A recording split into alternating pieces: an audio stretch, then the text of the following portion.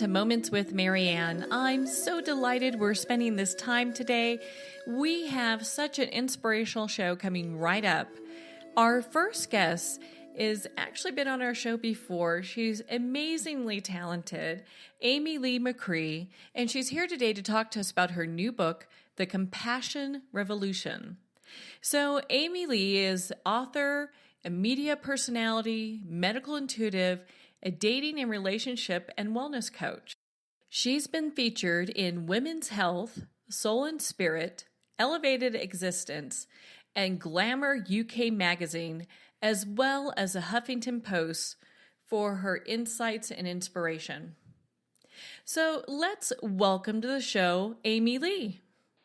Hello, Marianne. Thank you so much for having me. Oh, it's such a joy to have you here. And gosh, we had so much fun last time. I'm so glad we get to do this again. And you are like the go-to guru for just living life as, like an authentic life and adding more joy and all that great stuff. Thank you. I like that introduction. That's good to hear. That means I'm doing something right. Well, I can tell by the people that follow you and some of the phenomenal questions they're asking, you're doing a lot of things right. So kudos to you. Thank you so much. I feel the same way about your work. You're just inspiring hundreds of thousands, tens of thousands of people all over the world with everything you share, and it's really, really wonderful to see. Oh, well, thank you. Well, gosh, you're always writing a new book, and I can't wait to get my hands on them. And you just had The Compassion Revolution released. What inspired you to write that book? It's a great question, and I was inspired by the state of the world, which, interestingly, for those of the members of our audience who don't know the timeline it takes to have a book traditionally published, you write the book at least a year before it comes out, typically.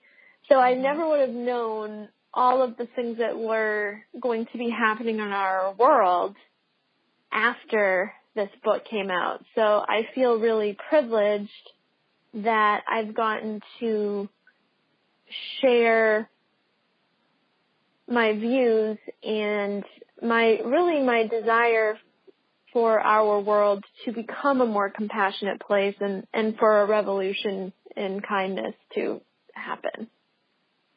Well, and I know that your book is really set for people to kind of make this part of their mantra and their journey going forward, because your tagline for the book, the subtitle is 30 Days of Living from the Heart. And gosh, couldn't we all use a little bit more of that anytime, but especially now.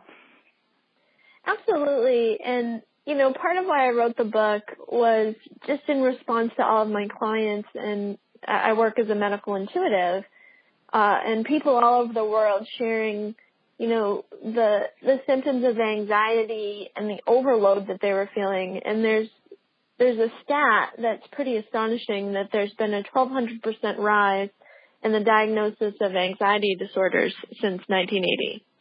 And I think that has a lot to do with our technological overload and the fact that we're bombarded with graphic and disturbing media all day if we aren't careful. Even you go to a restaurant, you go to the airport, you go to somebody's house, and it's just always on.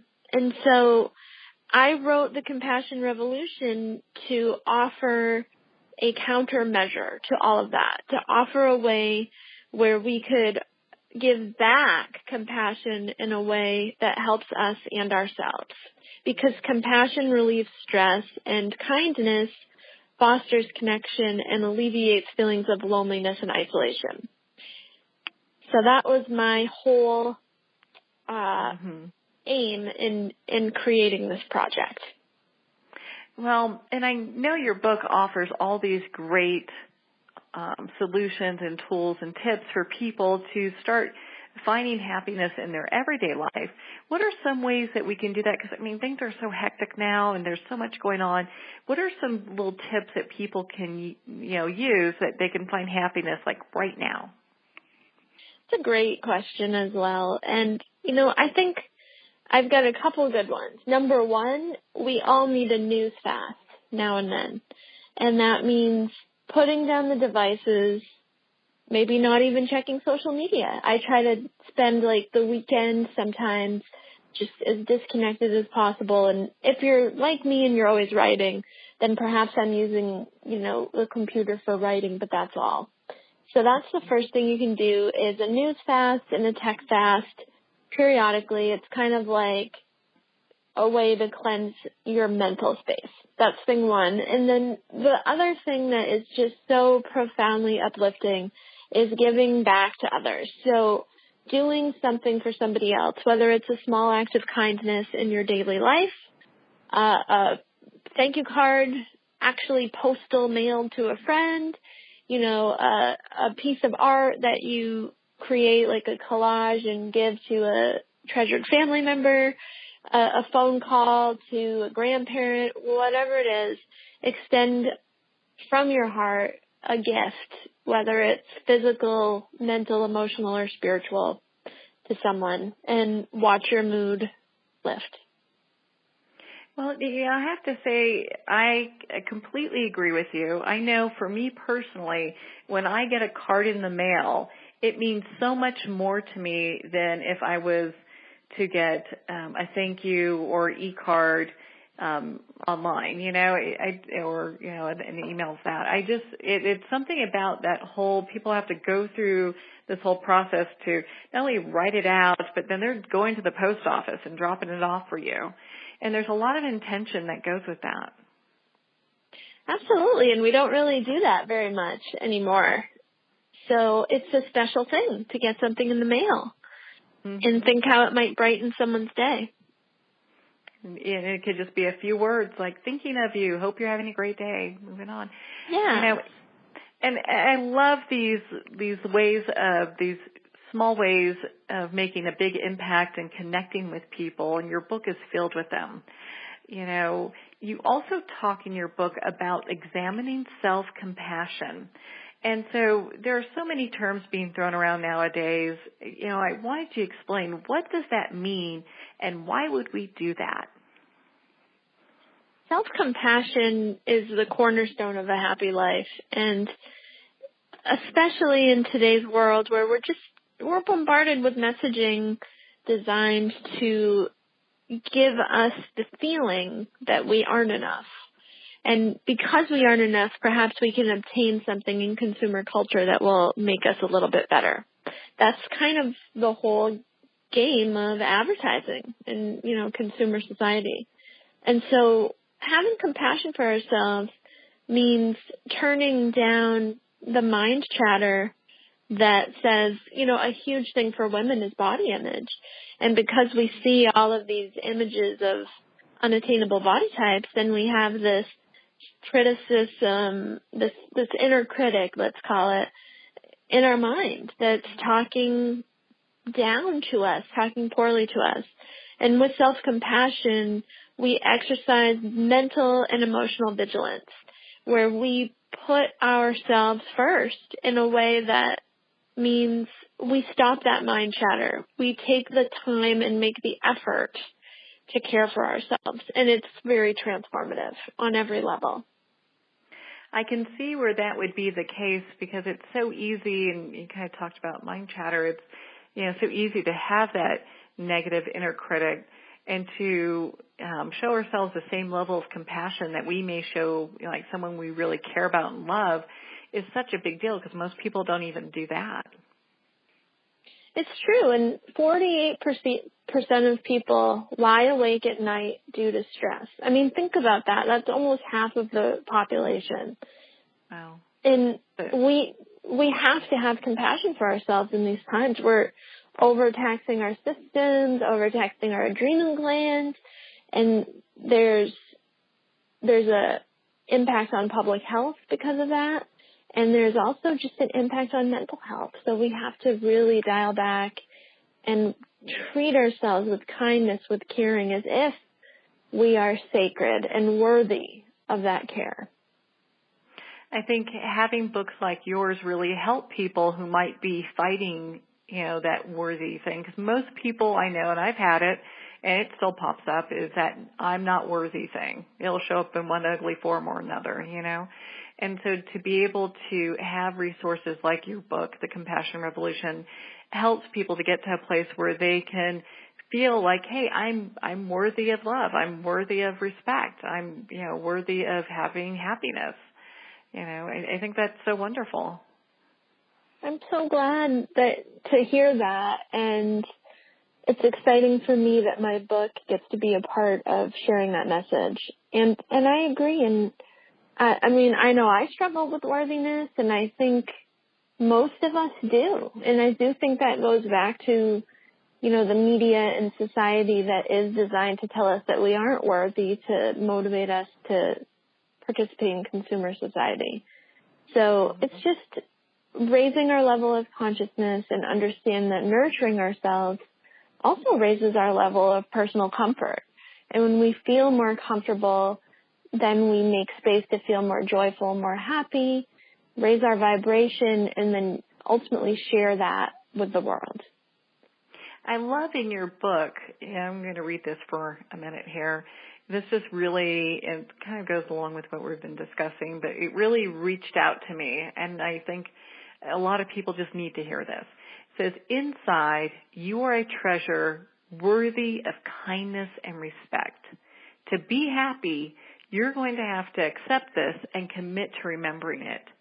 If not, your happiness is fleeting and based on external situations largely out of your control. And it really brings the reader and the people who are listening to this show, you know, to that remembering point of, you know, this is really an inside job. I'm responsible for my own happiness. It's very true. And how we treat ourselves and the way we frame our world is really what creates our experience of the external in many ways. Mhm. It all kind of just boils back down to that, you know, that feeling like, you know, to have that compassion for yourself, obviously compassion for others. But, you know, a lot of times people, when they think of compassion, having compassion for yourself isn't something that they think is okay to have, you know. Right. Well, I think people think it's weak, you know, to admit that there's any vulnerability. And I want to say to people, vulnerability is strength. Self-awareness is a important skill that needs to be cultivated. And it's okay to be vulnerable, and it doesn't mean you're not also complementarily very strong. I think it takes a great deal of strength to be vulnerable. I think it does too, because we get all this messaging to protect ourselves, and, you know, we feel fearful to show what's going on the inside. And what if there's a call to action instead to compassionately accept yourself, whether you're feeling vulnerable, strong, or both, probably, and maybe have the courage to share that. You know, how would our lives change if we made that choice? Yeah, I know, and this is such a great topic, and I'm so happy we're taking the time today to talk about this, and not only that, but that you wrote this book, you know. So you talk about compassion being relaxing. How is that possible? Well, I think it's extraordinarily relaxing, especially self-compassion, because if you can get to a place of feeling emotional and internal safety, where you really consistently given yourself the message that you accept yourself, you have compassion for yourself, and you aren't going to tolerate your inner critic. And you know, that may just mean catching those thoughts and that inner dialogue as it happens, then it is relaxing. You know, the book, The Untethered Soul by Michael Singer, is a fabulous book. And in it, he talks about your inner roommate, which is basically your mind chatter. And he's talking about mindfulness and things like that, which actually kind of goes into my next book, A Little Bit of Meditation, which is a beginner's guide to mindfulness. But he talks about your inner roommate, and he says, if you really think about it, if you lived with someone, if you externalized that voice in your head and what it's constantly chattering about, and it was your roommate, you would think, boy, that roommate is so neurotic. Like, I can't live with this person. It's like, I can't get this person out of here. Yeah, and it's beautifully written in The Untethered Soul. It's a book I highly recommend.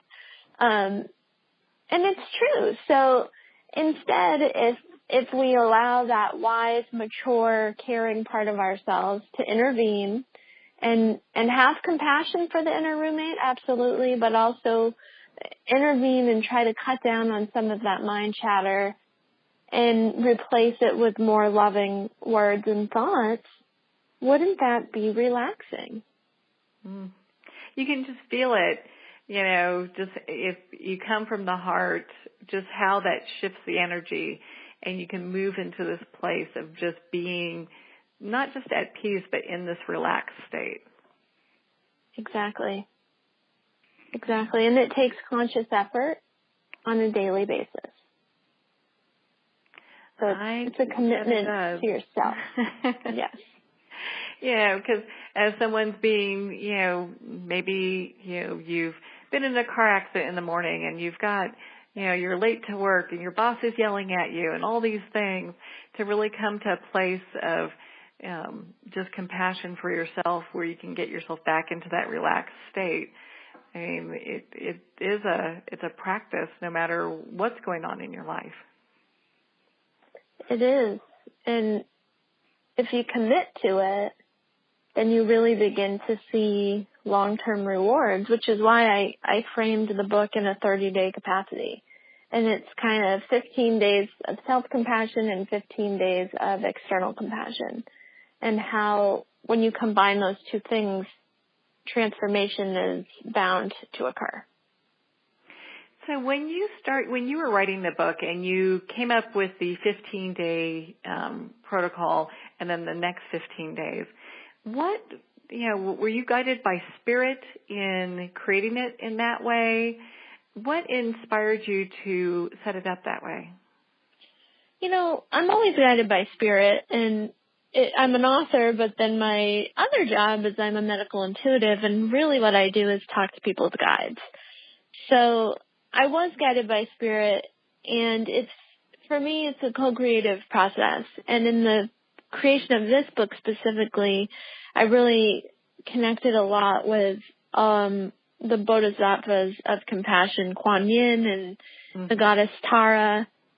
And I just try to be a conduit for divine wisdom. And then it kind of comes through my brain and the way I think and the way I organize things and the way, my own personality and lens.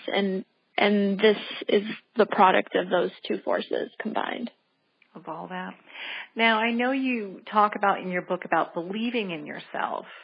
And I think a lot of people may have a tough time with getting to that kind of level where they actually truly believe in just themselves and who it is that they are.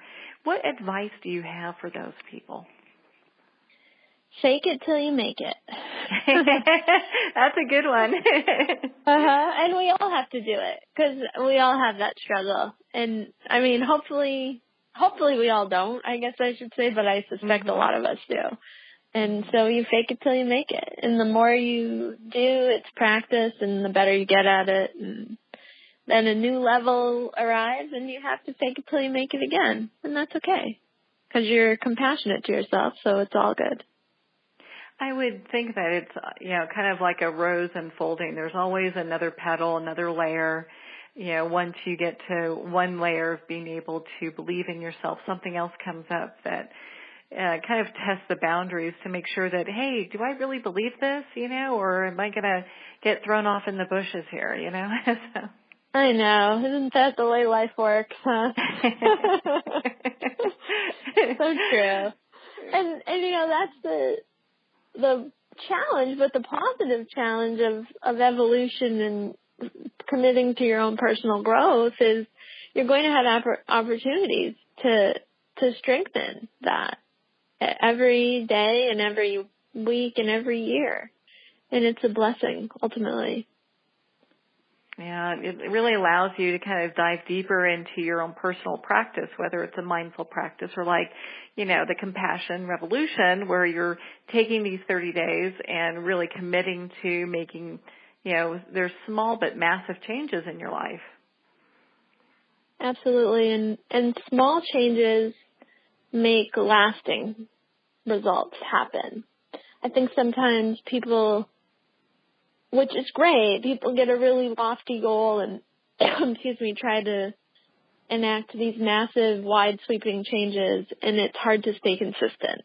And so that's why I talk a lot about small, meaningful changes that you can stay consistent with are the actions and the decisions that you make that do ultimately change your life longer term. So we've dived into what compassion can be for us in the 15 days, and we're not giving it all away because it's a fabulous book, and everyone should go get their own copy and start their practice. So they don't have to wait for the beginning of the month; they can actually start now. But absolutely. So we've got that, the inner journey. How about the outer journey? What are some ways that we can be compassionate along our journey?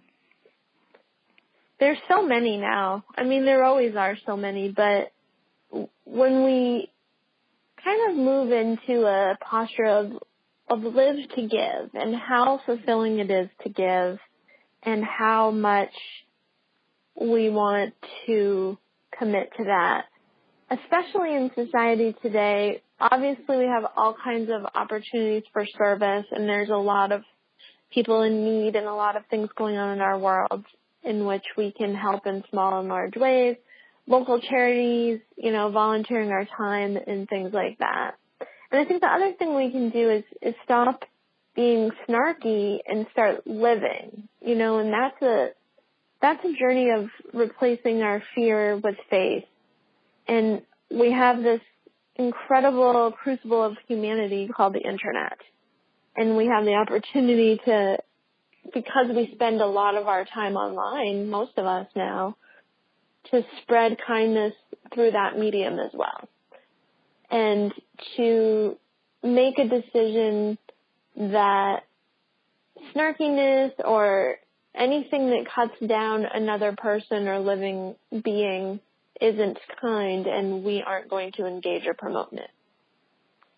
I think having those boundaries, regardless what we personally feel in regards to a person, place, or thing, obviously if it's something that is threatening a person or animal or what have you, property, of course getting in touch with the police is what you do. But when it comes to personal opinion, not everything we feel needs to be said, or tweeted. And I think it can be said constructively is what I think. Like, I do think, for example, in our political climate, it's important to stand up for what we think is right and marginalized peoples and people who are discriminated against. But at the same time, there's a way to do that isn't snarkily making fun of somebody's appearance that we don't agree with. Instead, it's stating, I stand with whomever because all people are equal and, my mission is love. So there's different ways that we can choose to behave in the world and set an example. Yeah, I would agree with you. I think, being able to join a group where, love and compassion is really the main focus, it makes it easy then to not really, draw our laser-like attention to some of the things that really shouldn't have our attention, some of the negative stuff, and doing what we can to not only be a good someone that shows up that's a good contender for ending, not just bullying online, but in person too. It's like Absolutely. when we're driving home, are we engaging in road rage, or are we just kind of letting all that slide away and taking our time? And if people are a little bit quicker, then hey, they have someplace they have to go. Let them go. Yes. And I think in those situations we have a choice. Do we want to get mad or annoyed or irritated and we feel what we feel? Or do we want to say, like you said, well, that's just what they're doing right now, and it doesn't have to impact the internal state of my feelings or thoughts. Yeah. Well, and I always find it curious when anger or fear and any of that shows up, just what that really means. It's kind of an opportunity to kind of dive into that and see what that really means for, like me personally. If I am in a place where something isn't what I would expect, then I like to sit with it and feel through that. Like, what's this feeling all about? Is it really even about this? I love that. And I don't know if it's this way for you, but I think for me, one of the things that does inspire a lot of irritation and annoyance, and even sometimes anger, is when I'm driving myself too hard. I'm not showing myself that compassion, and my schedule is just every, minute is booked down to the second because of demands on my time, which are great, but it's my, I feel like it's my job to institute balance with that so I can be the person I want to be. And I think it's those choices that bring us to self-compassion, but ultimately help us extend compassion to others as well. Yeah, it's that whole thing, like you can't give what you don't have, So in order to be compassionate to other people that surround us, we really have to work on ourselves first in that inner journey.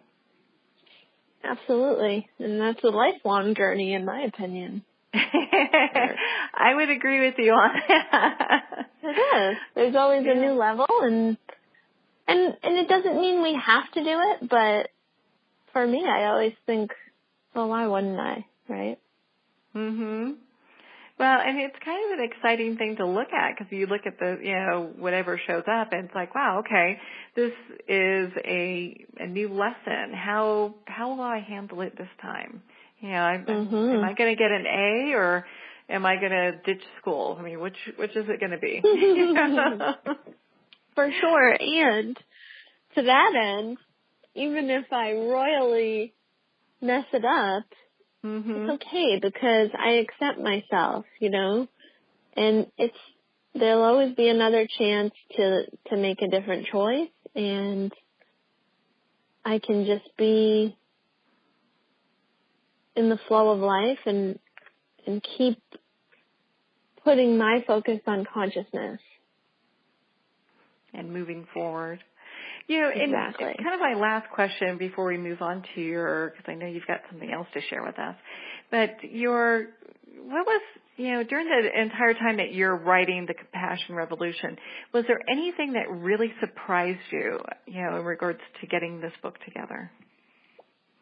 One of the things that surprised me, although it didn't surprise me, was the statistic that 66% of adults suffer from nomophobia, fear of being without a mobile device. Think about that. That's becoming a phobia that's been given a name, and 66% of people have it. It really brought into focus for me how addicted we are to these hits of dopamine that we get when we receive a text, when somebody likes our post, when we find the information we want online and in the exact moment we want it, and all of these things, the chemical dance that's going on in our bodies, which is something I've always been interested in anyways. But that surprised me in the sense that I really realized society has drastically changed in my lifetime. And I'm not that far through my lifetime either. I'm probably not even halfway through it yet.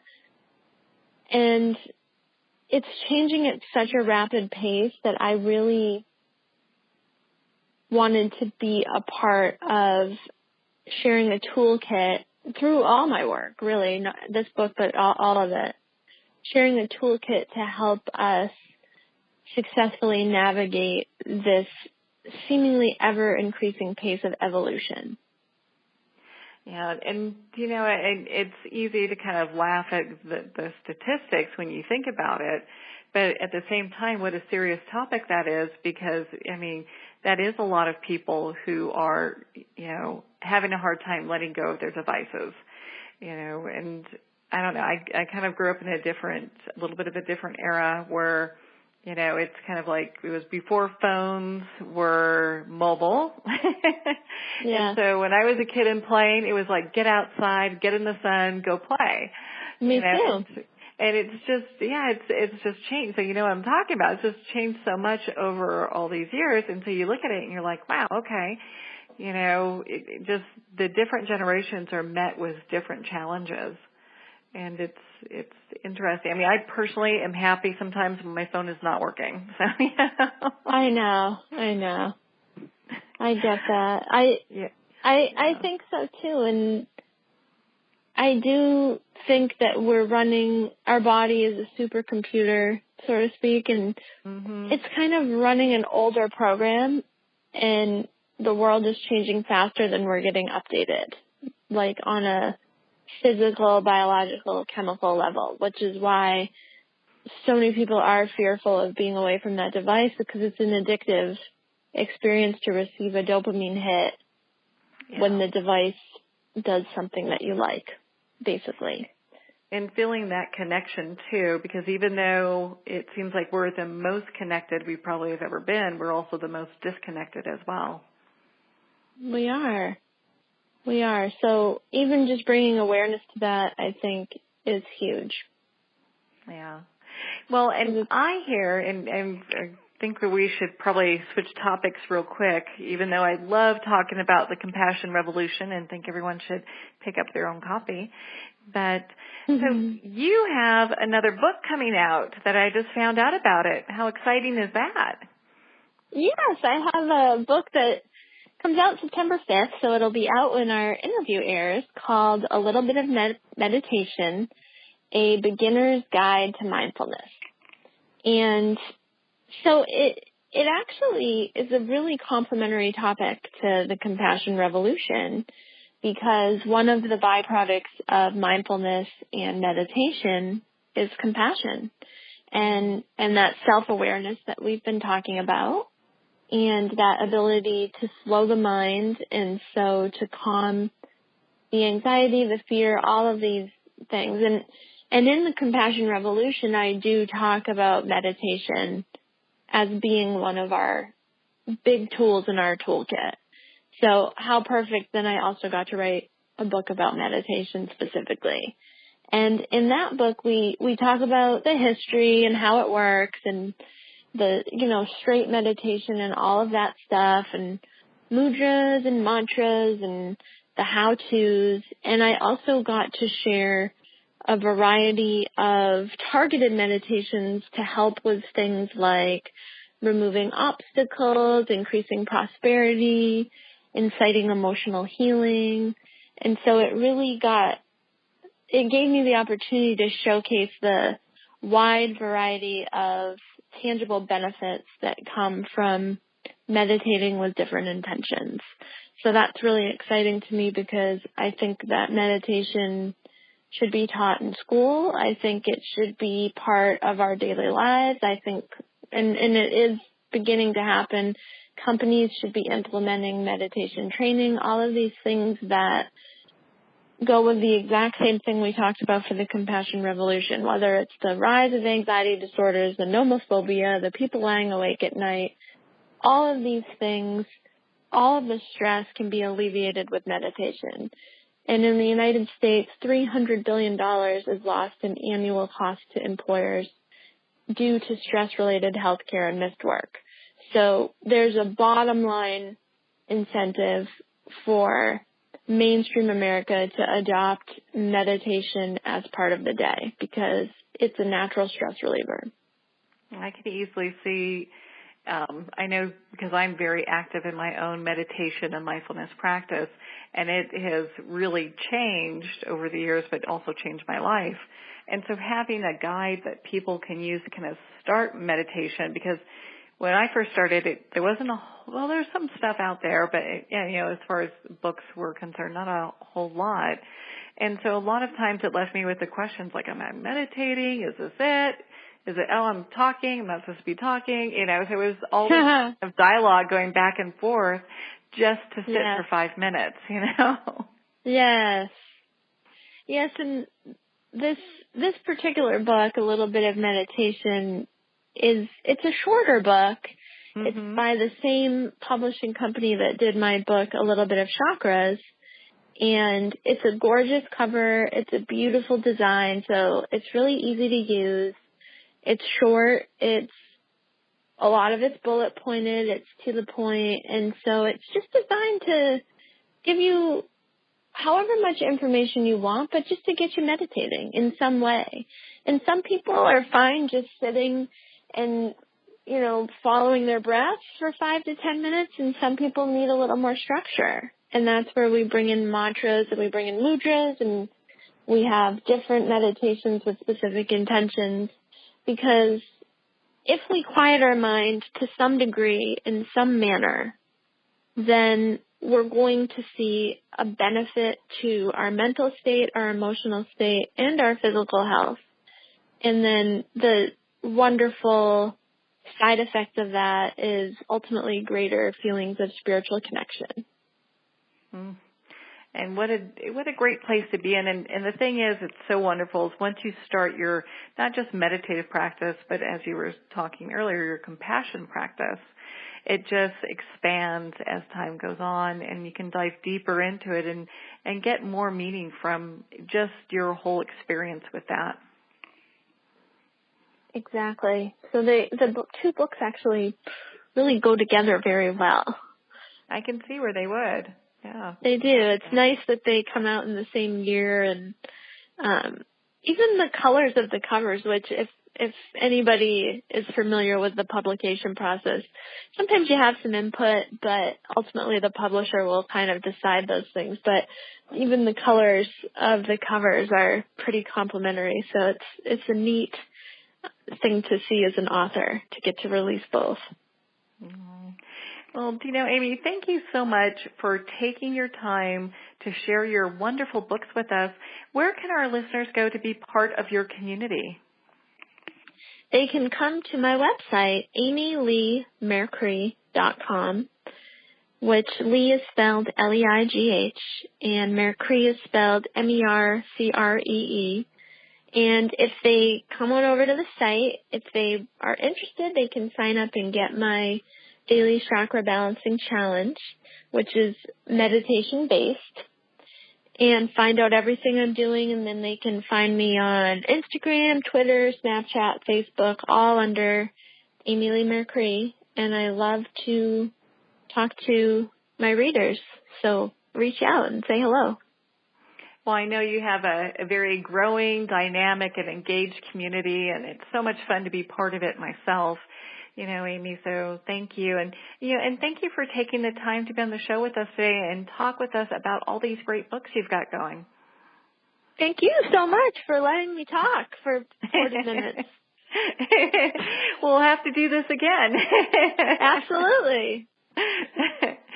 Well, we are going to pause here for a quick break, and we'll be right back after these messages.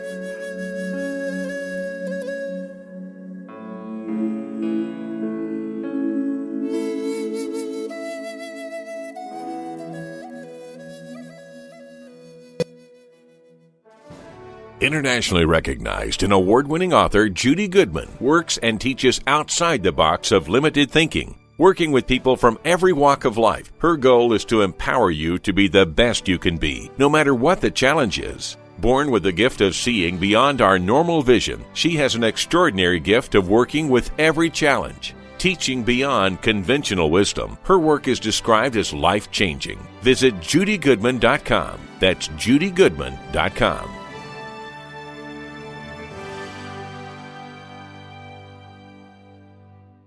Have you ever had the sense that your thoughts might actually be doing something? Ancient secrets of manifesting have been masterfully revealed in the award-winning book Manifesting 123 by Ken Elliott. For the first time, the author's experiences and stories in this book describe exactly how your thoughts can create anything. You've been doing this all your life, but it's never been fully explained for you until now. Visit manifesting123.com for more information today. Manifesting123.com.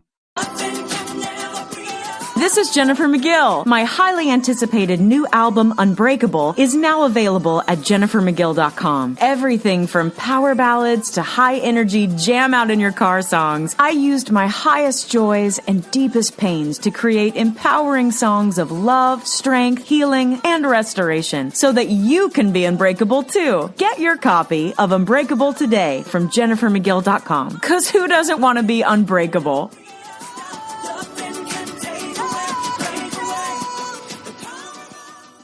The highly acclaimed and newly released book, The Hand Part 2 by Lynn Van Praagh Grattan, describes the journey between a psychic medium and a family who lost a son. Messages from Beyond Eternity's Gate is of love and healing.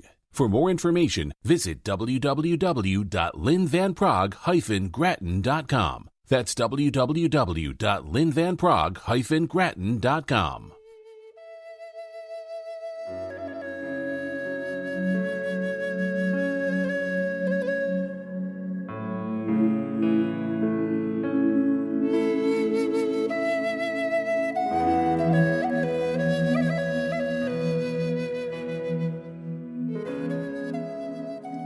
Welcome back to Moments with Marianne. I am so delighted to be introducing our next guest, Monica Crosson, and she's here today to talk to us about her new book, The Magickal Family. Monica is a master gardener and highly acclaimed author on nature. You can find many of her articles in Llewellyn's Worldwide Almanacs, calendars, and companion books. So let's welcome to the show, Monica. Hi, thank you so much. Oh, it's such a joy to have you here. And what a fun book. My goodness. I had a lot of fun making it. I bet you did. I bet you did. Oh, my goodness. Well, and so I've got to ask you, like, what inspired you to write this book? Well, 25 years ago when I started having children, there weren't books out there, on raising pagan children. And so we kind of just did it on our own and stumbled through it. And I just thought, my kids are late teens, early 20s, that I've had enough experience. I'm going to write it. Well, good for you. And, I think a lot of times when people look at pagans, they're like, oh, boy, here we go. We're going down the rabbit hole. It's not like what people think.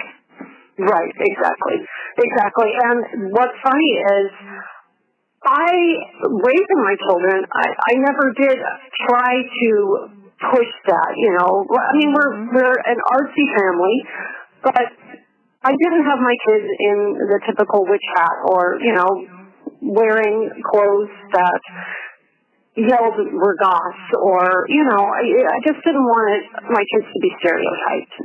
Yeah. Well, and it's nice when we're not using those labels because it's easy to just be a family that enjoys nature and really connecting. It's really about more of a connectedness. Right. And what's funny is in writing this book, I've talked to a lot of parents who might not be practicing pagans per se, but want that connectedness to nature and really appreciated that, hey, we can live this lifestyle, and you've given some good tips that don't necessarily mean that we have to be practicing witches. Yeah. Though we were. So your family, you took this from your family, right? Yeah, it's our own experiences. And I tried to put in some of the funny things that happened, some of the mistakes I made, some of the things that my children went through as far as bullying,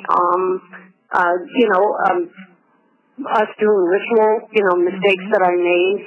There's a story about my daughter wanting to be part of my coven because, as well as a family that practiced, I was, or still am, part of a coven that was separate from my family.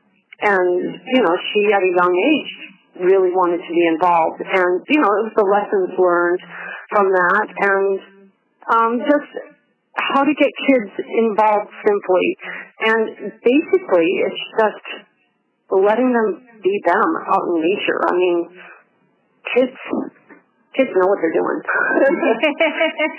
Well, yeah, it's good because they can, as a family, that's a direction that you guys are interested in, so it allows them to have that curiosity and ask more about that and see if it's something they want to do or not, Right. And that's another thing is that I am and as my children grew up, I wasn't the kind of parent that was, okay, this is our path, you must follow it. Mm-hmm. And I did introduce my children. They were homeschooled through several programs. They were also in the public school system too. But, we went out and searched for things that were culturally or religiously, spiritually different than what we practice, to give them a flavor of that. Yeah. So that way they can, have a very well-rounded self.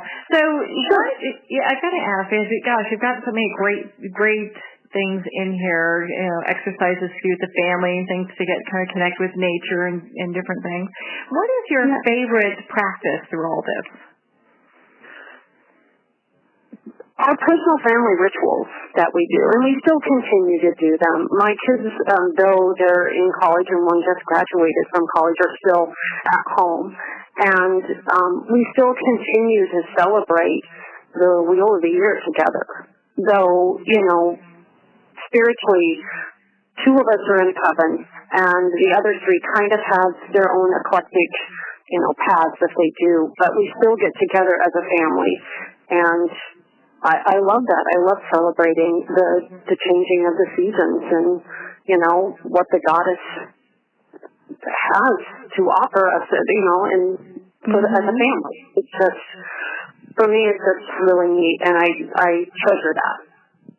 Well, and so if someone's looking to kind of incorporate this in their family, what would be some, tips of just easy, fun things that they can, start doing and let their family kind of decide what they want to be involved in?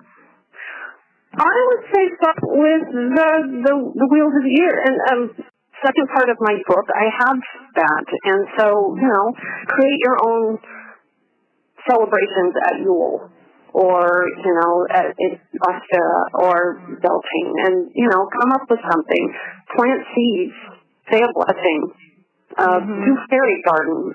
Just something. These small things that you can do to incorporate, a pagan kind of tradition or earth-based tradition, whether you are practicing or not. Yeah. Well, I know fairy gardens right now are like the big thing. Everyone loves doing those, and they're so much fun, They are. So my daughter... Huh? Yeah, go ahead. My daughter... Oh, I was just saying that my daughter used to create the most fantastic fairy houses you've ever seen. She would just get into it. It was, they would be multi-storied and they were amazing. But we had a lot of fun with that. Yeah, it's so much fun to have that kind of connectiveness. I know there's actually, like where I'm at, there's a local nursery that has a huge fairy garden section.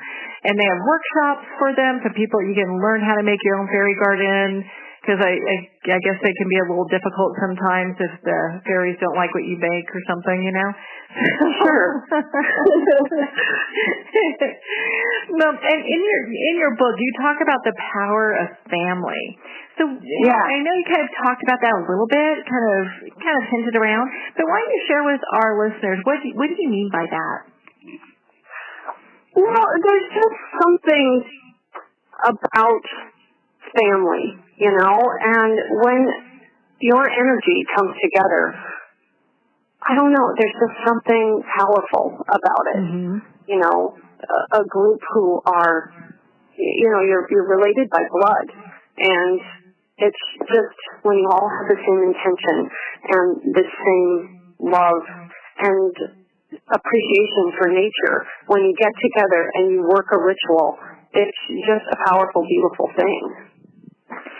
It's got to be so much fun. And then, and then there are all these great aspects, I think, that come being so connected to the elementals, like the fairies, and, then there's crystals and different things like that. And so you can really, use your imagination and just have a great time with all of it. Sure. And that's the other thing is that I try to encourage is creativity. And just like, here's what we did, but let your imagination go wild and, come up with your own traditions. Well, it's really about building that connectiveness within a family. Yes, definitely. And I talk a lot about trying to shut off, like from technology. And I even do a section on cutting the electricity off for a couple hours, just pulling that breaker. And it's a great way to connect not only with the world around you, but with your family, and really, get together and talk and just, I don't know, experience that love. Well, and what's nice nowadays, they've also got things where you can go ahead and, you can turn off the internet, so that people can't connect to the internet. You see the commercials about that all the time where everyone's like, just fully focused on an iPhone or iPad or whatever device it is that they're holding on to. And that will kind of take care of that whole problem right there. It's true. My kids, mostly because of how they were raised, there's one of them who refuses to have a cell phone. The other two just got their first ones this year. And one of them is 20 years old and the other 17. So they're just, and I think it was just because of the way we raised them, really not into it too much. Chloe probably the most of all, my daughter, who does like social media. It's kind of an age thing in some ways. They're just kind of attached with that. I really enjoyed the part of the book where you go through different plants and things like that. How did you decide to incorporate that in the book as well? Well, to me, if you're part of an earth-based religion, just working closely with the earth is really important. And for me, that was gardening and just getting your hands in the soil. And I think that's important for our children, too. Not only because of, the being part of an earth-based religion and getting closer, and here's a way to connect with the goddess, but it's a way to connect with, well, here's how we get food, and just teaching them. It's good exercise, too. And I just think being outside, it's good mentally for your children as well. So it's just an all-around good thing that I think there's just not enough of. And it's something anybody can do, whether you live in the city, whether you live in a rural area like we do, or in the suburbs. You can plant a garden and do that. It's interesting. I grew up in like the 70s and 80s where basically it's like go outside and play. There weren't any cell phones. We really didn't watch a whole lot of TV. Right. And there's something to be really gained by having that level of connectedness with being outside. True. Very true. And that's exactly how I was raised. I mean, there were days I can remember, during the summer months where I would go out in the morning and my parents would see me till after dark. Yeah, I remember those days too. And with my kids, it was the same way. We just go outside and there they went. Well, and especially since, you guys even have a donkey. My goodness, because you're out, Rosetta, is that correct? Rosetta, yes. So they're able to they're able to connect with animals and really kind of just, get more immersed as far as, being connected to the earth. Right, definitely. And, and also just going outside and being able to explore their environment. I thought I believe that it's important that our kids know where they live, what the plants are, and a lot of kids don't. Yeah, they don't have those kind of experiences. Now, I know in your book also you've got all these great recipes. Where did these come from? They're just recipes that I've adapted, or just always done, and so that's where they're from. And are there ones that you've tried out and they're, because I was looking at some of them, they were pretty good looking. So, and that's kind of just part of being that's just kind of part of being connected to the earth, is being able to have kind of this kind of farm to table kind of deal where you're growing your stuff, or you have it, like you have a roasted herb butternut squash recipe here that looks absolutely divine. It is. It's really good. Right now we're eating a lot of squash. We try to eat seasonally, and that's what's in the garden right now, so we're eating a lot of that. Tomatoes are still on. It's a really good year for tomatoes in Washington State, which is rare, so we really enjoy that when it happens. But, yeah. Well, and let's say, because, not everyone can do kind of farm to table, so what kind of suggestions do you have for maybe some of our listeners that are wanting to incorporate more of this kind of a lifestyle in their home, and they're in the city, but they can get to the grocery store? Utilize farmers markets, also community gardens, things like that. There are also farmers who are willing to sell you produce by the week. You can sign up for boxes of food. You pay them, and they will give you what they have that's fresh. Well, those are great ideas. And then you can open your book and make some of these great recipes. Right, exactly. Or come up with your own. Well, and so, being connected to the earth, how important is it to also kind of live as much of a green lifestyle as you can? I think that's like number one. If we're practicing, an earth-based religion, we should be good to the earth and try our hardest to live a green lifestyle. And, I kind of joke in the book, it doesn't mean that you have to climb a redwood and live in it, but, do your part. Recycle, try to compost if you can, just do the little things. But it's definitely important to have your kids have a routine, too, to where, recycling is natural to them, or road cleanup, trail cleanup. You can do this, you can make that part of your weekend and clean up beaches, things like that. And they can really kind of get involved more, not just in their community, but within their environment. Right. Well, that's awesome. I don't know about other states, but here in Washington, you can adopt roadways and highways, and they'll put up a sign for you that you're responsible for the cleanup of like a 2-mile stretch, which is kind of a cool family activity.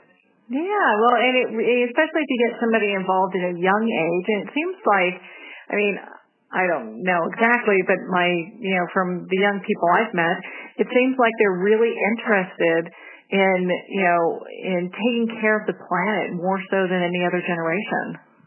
Yeah, which is amazing. I think it's wonderful. And the kids around here, and my daughter's friends, they're all completely into it. In fact, there's a group that goes to an environmental law conference every year just to be involved with that and to,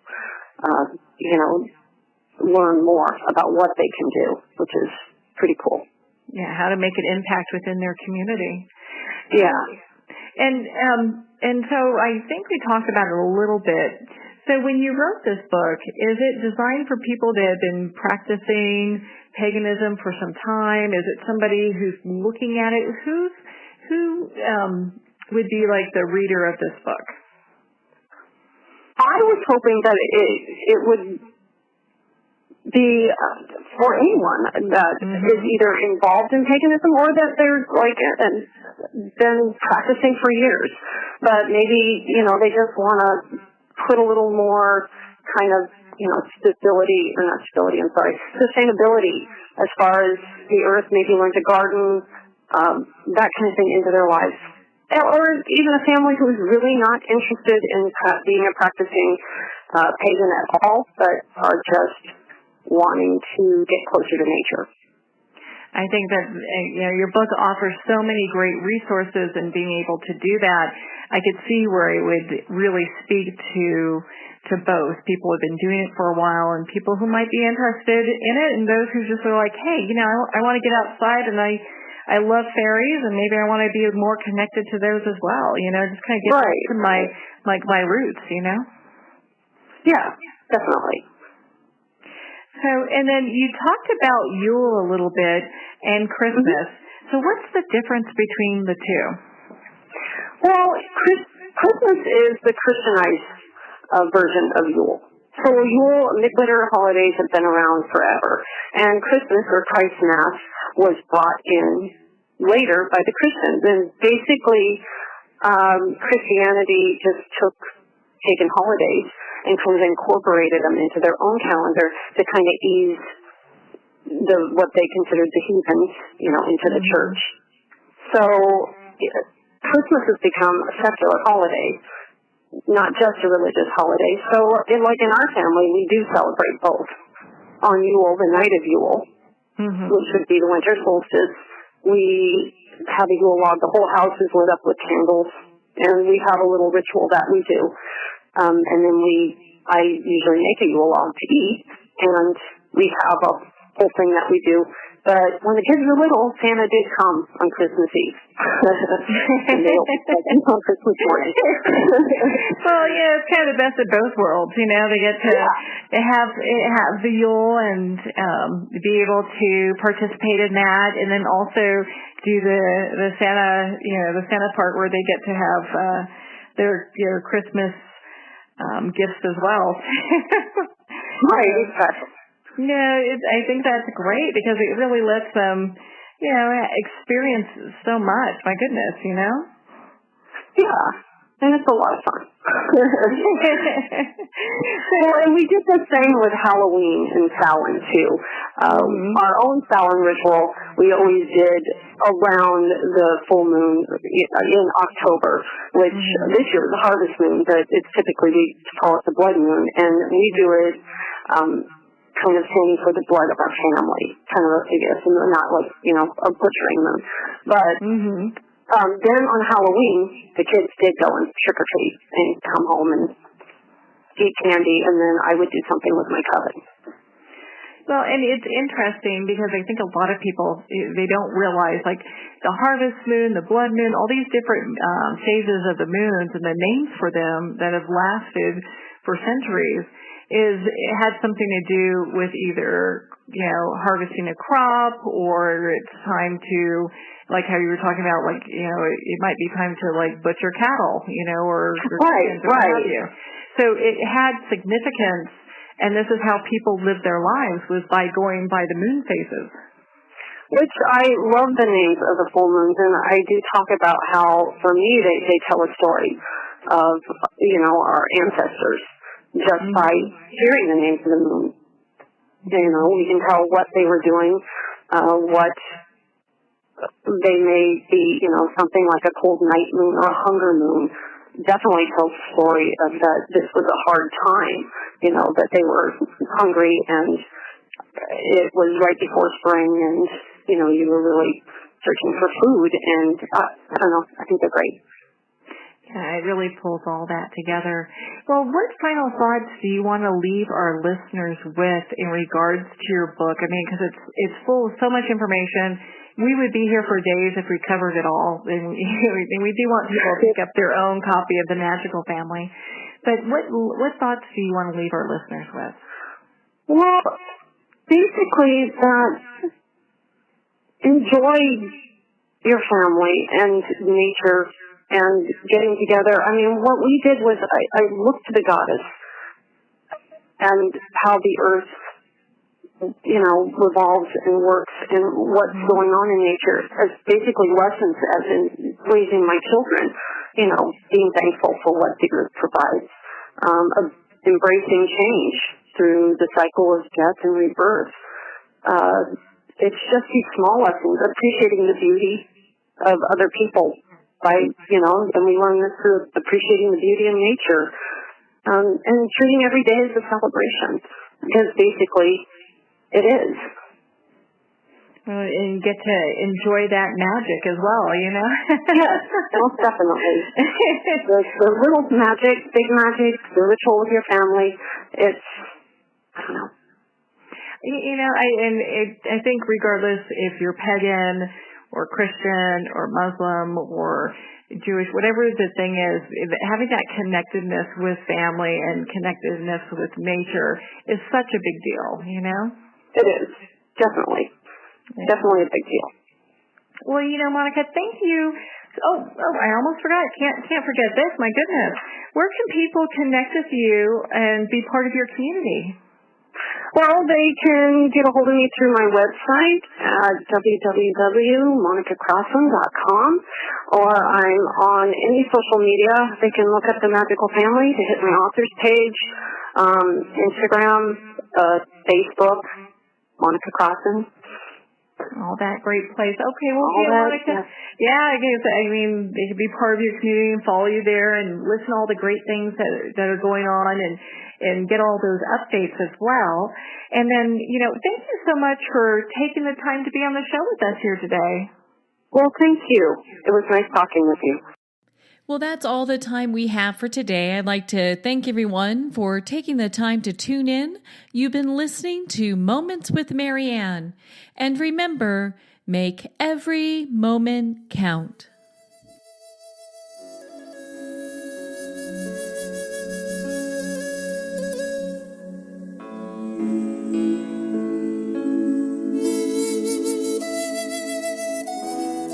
In a single moment, your life can change. Moments with Marianne is a transformative hour that covers an endless array of topics with the best of the best. Her guests are leaders in their fields, ranging from inspirational authors, top industry leaders, and business and spiritual entrepreneurs. Each guest is gifted and a true visionary, a recognized leader in her own work, and while teaching others to develop, refocus, and grow, Marianne will bring the best guest and sometimes a special surprise. Don't miss this. You never know just which moment will change your life forever. Moments with Marianne airs every Thursday, Friday, and Sunday at 8 p.m. Eastern, 6 p.m. Mountain Time. Make sure to tune in and visit momentswithmarianne.com for more information.